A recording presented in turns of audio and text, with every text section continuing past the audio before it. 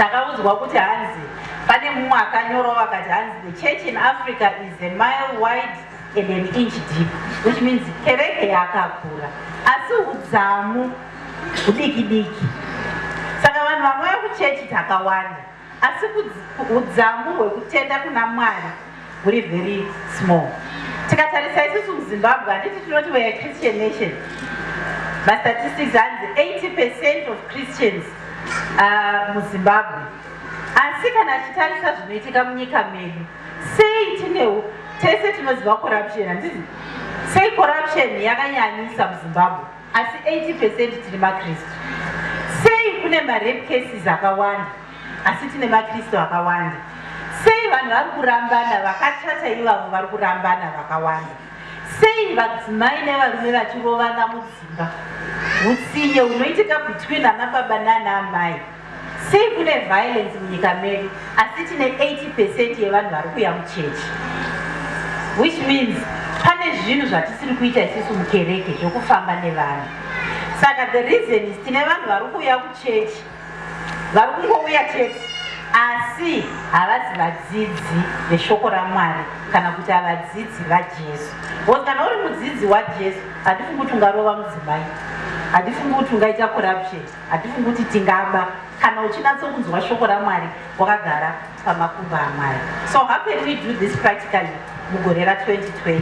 Tinoteera isusu tinoti the model of ministry is Jesus Christ. Saka totarisa the model of Jesus Christ. Matthew chapter 4 verse 19 inoti, come follow me, Jesus said, and I will make you fishers of men. Saka Jesu tikavatarisa vanga vane vadzidzi vangani 12. Saka ivo pavakatangawo ministry yavakachuza madisciples avo 12. So it's important mugore rino kuti we must be able to identify prayerfully. Tinofanira kutsvaga vanhu vatinofamba navo. Saka mumwe namumwe gore rinouya chesi kuvunza uri kufamba nani. Munhu mumwe namumwe anofanira kuva nemunhu wake waanofamba naye. Chechi iwewe uchifambawo nemunhu, handitika? Chechi too, we must develop vanhu so that tikwanise kuwana upenyu muvanhu kuti upenyu hwake must reflect Christ within them. Saka tichashandisa madiscipleship tracks edu aya atinawo 4. But we are going to go beyond my discipleship tracks because it must be a lifestyle yokuti urambe uchifamba nemunhu. Church 3, we must then evaluate kuti pane shanduko here yaitika mumunhu watiri kufamba naye. Because kana uchifamba nemunhu unofanira kuona kuti pane shanduko yaitika muupenyu hwemunhu. Saka tikatanga zvino, handiti zvoti tikatanga theme yedu by December tete kutanga kufamba nemunhu, handiti? Munhu wafunga uyoyo kuti izvo Mwari ndichafamba nemunhu, chimboita assessment yokuti pandiri kutanga naye zvii zvinhu zviri muupenyu hwake zvatinoda kuti tifambe nazvo zvishanduke muupenyu hwake. So that by kuti muna June pane shanduko here yaitika muupenyu hwemunhu. Because kana munhu achifambika naye panofanira kuva pane shanduko inoitika muupenyu hwemunhu. Church 4, we must then release so that they make their own disciples. Munhu waunenge wafamba naye anofanira kuva achikwanisawo kuzofambawo nemumwe munhu. Nokuti kufamba nemunhu shanduko kana yaitika anofanira kukwanisa kufambawo nemumwe munhu. So this is the key to discipleship. Discipleship as we do life. Paunenge uchirarama iwewe nezvese zvaunenge uchiita unofanira kuva uchifamba nemumwe munhu kuitira kuti tizoona shanduko muupenyu hwedu. Pai patataura kuti unofanira kumusunungura aitewo madisciple, hatisi kuti iye haachafambwa naye nekuti discipleship is a lifetime. Handitika upenyu hwese pane nguva yauchada mumwe anomira newe nguva dzose, handiti? Nemumwe wokupona uchizarurawo mwoyo wako kwaari. Saka inyaya inozopinda paya papersonal pastoring tichikurudzirana zvakare. Bvunza munhu ari pedyo newe kuti una personal pastor here? Uwa mhinduro. Nhasi hatina kuya kuzonyadzisana, saka tichazobvuka rwakamira sei, asi enda unonhadzirisa. Haleluya. Taura munhu ari pedyo nekuti nhadzirisa nyaya iyi. Uwane munhu anokubatsira. Pechipiri panyaya yekuva missions. Nyaya yedu haisi yekuti titi aiwa takuenda kunoplanta kuMalawi takuenda kunoplanta kana kuti kugwanda handiyo nyaya yatikutaura panyaya yemissions asi kuti Mwari atibatsire kuti sevanhu vefaith ministries ngatishandurwei maonero edu tive nepfungwa dzekuziva kuti panguva yose we are on mission for Christ. Ndingange ndiri kubasa, I'm on mission for Christ. Ndingange ndiri kumhuri yekwangu, I'm on mission for Christ. Ndingange ndafamba nebasa kubva kuHarare ndichienda kuChirumhanzu pandikufamba mubhazi imomo, I'm on mission for Christ. Ndiriko mabatiro andichaita inini hunhu hwangu nokubatira mabasa randichaita, I'm on mission for Christ. Ndingange ndiri kuchikoro kwemwana, I'm on mission for Christ. Izvi zvichatibatsira kuti pose patiri tinenge tichifunga kuti pandiri pano dai Kristu aripo vangadai vachiitei. Saka toda kuva nepfungwa dzekuziva kuti pose pandaenda, pose pandiri, pose pandimire, mission tiri kuiti iyo on mission 24/7. Taura munhu apedyo newe, on mission 24/7. Amen. Saka vaye vari mabasa asiri kubhadharwa haye hatishande semunhu asiri kubhadharwa, tinoshanda semunhu anoshandira Jesu Kristu. Kusvika muridzi wekambani abvunza kuti hei vamwe vakatiza iwe uchiri pano sei? He naro shoko raMwari rapinda. Amen, amen. Mumaraini atiraye patinoziva pane shirikadzi dzine vana dzakasiyirwa vana vadiki, tinoenda ipapo tinobatsirana navo. Ndauya gogoda kumbowacha nemi, ndiyo inonzi on mission 24/7. Pane dzimwe nguva tingazive vamwe vari kufa nenzara asi tinokwanisa kuzarura imba yedu kuti vakwanise kuwana chekudya. Mwana iye akakwanisa kuwana 1 meal per day zvinobatsira. Amen. Musasunge chiso kana maona mwana wenyaya nemwe mwana panguva yekudya kuti uyu anotipedzera chikafu. Aiwa, ndiyo inonzi on mission 24/7. Zvinhu zvatirikutaura zvinhu zviri practical zvokuti muchingobva pano munhu adanwa naMwari. Haleluya. Nekuti tose takaita sei takadanwa. Udza munhu apedyo kuti newe wakadanwa. Right. Bata ruoko rweneighbor wako. Nhasi tiri panyaya iyi hatikuita zvekutomboseka. Ita kuti neighbor, waona mufundisi achigadzwa? Ina handizi hangu senior pastor, asi ndiri munhu waMwari. Saka nekuti ndiri munhu waMwari, iwe ndakugadzawo nhasi. Uri mushumiri waMwari kwose kwauri. Ndiri kuonawo vamwe vanoda kugadza chaizvo vabva vaisa maoko pane munhu wava. Hazvina kuipa. Tiri kutaura kuti hama dzangu mataito aya tinoaisa kuti administration ireruke, asi munhu wose akadanwa kuva mushumiri. Haleluya. Saka tiri kuti faith ministries munhu wose 2020 simuka pauri uri mushumiri. Saka ndine nyaya yokufudza vandiri kufudza, asi ndine nyaya yokukusha zvakare pose pandiri. Asi pamberi penyaya iyi inyaya yekudai ndida kudenha vanhu vanozviti maprofessionals, mateachers, manurses, maaccountants, maengineer, ana mudomeni. Ndida kukudenhai. Tiri kutsvaga ana mudomeni vanoti mufundisi ini ndiri mudomeni. Semudomeni ndikaaplya kudepartment rangu kuti ndoda kuenda kunoshandira kubhinda vanondibvumidza. Haleluya, haleluya. Saka ndakuda kuaplya kuenda kubhinga. Ndaenda ndichibhadharwa nehurumende yeZimbabwe ndichatanga faith ministries. Haleluya, haleluya. Pane vamwe venyu vachanzwa vachidanwa kuenda kuFrance. Maoko abva awanda. Nedzimwe nyika dzemuAfrica, nokuti muno muAfrica kana uri munhu ane skill yaunayo unokurumidza kupuwa work permit. Woenda nezita iroro, woenda nework permit kunyange iri kambani, kunyange iri hurumende, asi basa raunosvika wapinda muGabon, wapinda muCongo, kudyara kereke yei yefaith ministry. Inzwai muchidenhwa faith ministries. We are about discipleship and mission. Rangaridzai zvakare munhu apedyo newe, discipleship and mission. Amen. Pane vanoenda nevana kuchikoro kana waenda nemwana kuchikoro ndinokumbirawo usakumbidza kutora mwana ubva watiza. Ingomira uchingotaura unongoona nechiso chakasurura roti sorry I'm Aaron's dead. Ndikungoona chiso chenyu chenge chakangokuomerai ndinganamate neni hazvina kuita. We are on mission. Hallelujah. Apasisina unza muna pekuti apasisina excuse yekuti ndishumire. Nekuti from today wava mushumiri. Hallelujah. Kumuridze kwenyu uko musaite misangano inongotanga musina kunamata. Itai kuti tisatanga pano pa family meeting ndoda kumboisa munamato kuna Mwari. Hallelujah. Zvinoperera ipapo but 2 weeks dzinopfuura munoona maiguru avo emupambiki ndanoti mazano munenge makunamata tinamatirewo nyaya henaro shoko rapinda mumhuri. Hallelujah. Hallelujah. Chibvunza mumwe kuti wapabata here apa? Hashtag taking territory, discipleship and mission.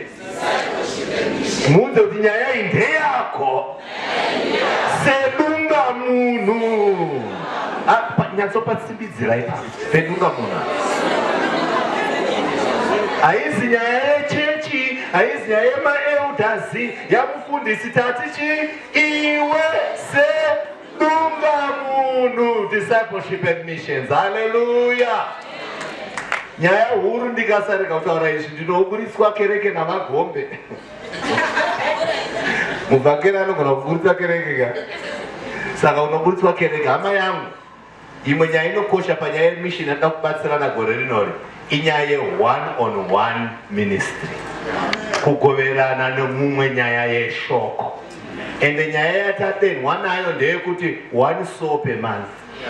Bata ruoko ende hama yako unayo nhasi. Koma mambomusire mbate ruoko. Ita hama yangu ungazvitadzewo here? 1 soap pamwedzi. Hallelujah. Ita saka nokuti ndaona kunge une chiso chakamuka. Aungazvitadze. Saka ini ndichakubvunza pandichasangana newe pacelebration next year kuti ndongedzera vako 12. Ndongedzera vako 12. Hama yangu panova nokunyara zvikuru kana uchidongedzera huswa nokuti ndozvawaunza. Ngatirangarirei zvakare kugoverana nevanhu. Hallelujah. Ngatichirei kuti vanhu vapone, vanhu vazive Jesu. Amen. Saka ndiyo nyaya huru zvakare yatadenha nayo. Tiri kuronga matracts edu eFaith Ministries achatibatsira panyaya iyi. But nyaya huru panyaya ye-one-on-one inyaya yeukamani. Kuti kana apona kudaro ndichafamba naye Mwari avake ukama. Mabata here? Mazvibata here? Mazvibata here? Amen. Mafundisi achazokuudzai zvakare mamwe atinoti madzinde atinawo achatibatsira kuti tizadzise nyaya iyi. Hatizotaura zvedu zuva ranhasi handitika nyaya yekutraina, nyaya yekuequipa maministry leaders tikaudzwa kutrainai, macell group leaders muchatrainwa, nyaya yepersonal primary pastoral care. Vangani venyu vari macell group leaders simudzairoko vanolida macell group vari pano? Right.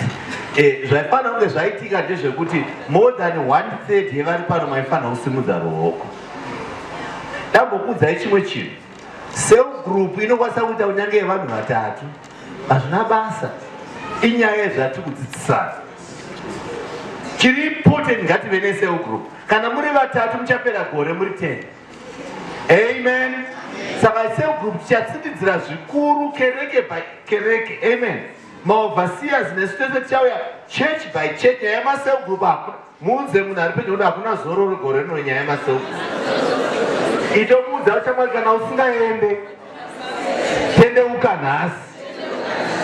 Nekuti uchapedzisira wakuti ukaona foni yangu wakutodzima. Ndichibvunza nyaya yecell group. Hallelujah. Sei tichikudza nyaya yecell group. Number 1, ndopatinokwanisa kudzidzisana mamwe madoctrine atisina nguva yekudzidzisa pano papulpit. Tisayerere nekunyepa kuri kuitwa kunzewo. Amen. ipapa ndainabvunza nhasi kuti ndiani akambotenga oyo pane mumwe achatosumudza ruoko. Saka tinokubatsira kudzisa kuti aiwa ruponeso rwashe nderwepachena. Haleluya. Saka ndiyo imwe nyaya yekutanga yechipiri yekuti kana kwaparidzwa musi wesvondo toda kukurudzirwa kuti pave nezvinodhiskaswa nyaya yaparidzwa kucell group kuitira kuti tese tione kuti takanzwisisa here, chii chatakabata here, uyezve ndezvipi zvatine mubvunzo nazvo zvinofanira kupuhwa kumaelders nemafundisi kuti zvitsanangure. Yakereke chaiyo kai. Kwete kungofanira kuti Sunday ranga rakanaka, next week mapoints eSunday hapana arangarira. Mwari kudenga atibatsire. Chechitatu inyaya yekuyanana. Haleluya. Ndinoonekwa ndoziva kuti ndine mhuri yandinayo kana ndarwarirwa handitange kwamufundisi ndotanga una cell group leader nokuti ari pedyo neni. Toziva kuti vanomira neni nguva dzose. Amen. Tichada kukuzivisai ma-announcements mashomanana atinawo. Chekutanga ndechekuti pamaprojects edu takasarudza seNational Council kuti tenge tichiita one project a year inonzi national project, kutaura kuti mazoni ese anenge ane kubatirana kwaachaita kuedza kuti project iyoyo ifambe iende pamberi. Saka for 2020 project yakasarudzwa ndeyemarondera Paradise Park. Vachange vari pamberi pedu panyaya iyi, varume vakasarudza vakati ndisitenge tiri pamberi. Izvozvi ndaitotaura navo ndikati pamakataura paimukanonoka tinokupfuurai. Saka vari kumhanya iyo, boka ravarume riri kumhanyawo nazvo, asi isusu tese kunyanya sezvinoiona hatina kuzoronga saizvo, hapana kana rigging yakaitika, asi mukuru wenyaya yemaprojects muNational Council ndavahove. Maybe I speak too quick kana ndati hapana rigging yakaitika. Asi tinotenda Mwari, vangani vari kutenda kuti inopera Paradise Park nenyasha dzedenga. Haleluya. Zvazvinoreva sekereke sezoni ndezvekuti ndichakumbira vauchena kuti before service yapera vapeiwo kwavano eco cash bill number kuvanhu vese ava ingaitaurwa kumberi kunoko kana kupostwa magroup akasiyana eEastern Zone. Handiti tikukumbirawo vahove, hama yangu usanyare kutumira dola. Ukangozvipira kuti pamwedzi ndikutumira $1 usanyare, rinoenda towards chidhina. Amen. Saka paunenge wangonzwa kudenga nenyaya yekuti tine project yedu yenational, ndikuziva kuti muri kuvaka kwenyu, asi tine project yenational project, tumirawo $1. Kana wakomborerwa kutumira $5. Amen. Kana sisi veku-UK vauya kuendesawo $100. Haleluya. Modernawo zvakare veEastern Zone vari out there. Amen. Kuti tine project kumusha yeParadise Park. Udza munhu apedyo kuti tine project yeParadise Park. Iri kunzi green roof, toda kuchinja zita rayo zvakare. Muchaisa futi yegreen here? Oh, saka ichangoramba iri green. Saka inenge ichinzi double green roof. Amen. Notice yekupedzisira tine mamembers matsva eNational Council aka-announcwa kumafundisi. Amen. Mamembers aya akamira akadai: baba namai Makuvatsine vekuChatcom Church yeku-Northern Zone. Amen.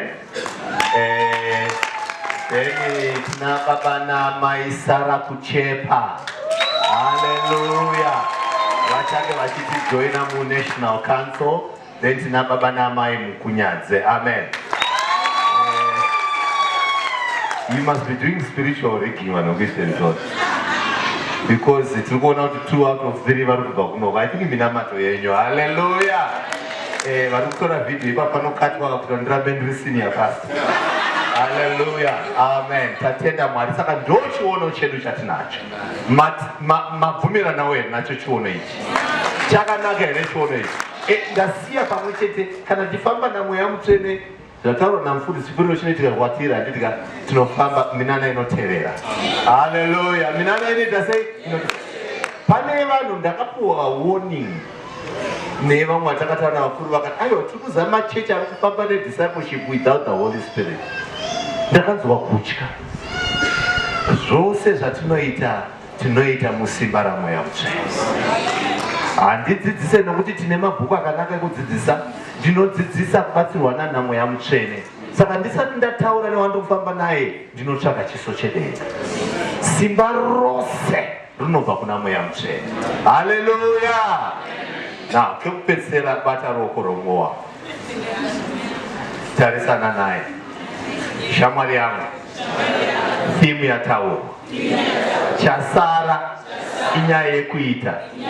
Kana usingade kuti next year senior pastor vadzokorodze exactly zvavataura nhasi, iwe nene ngatipambei nebasa.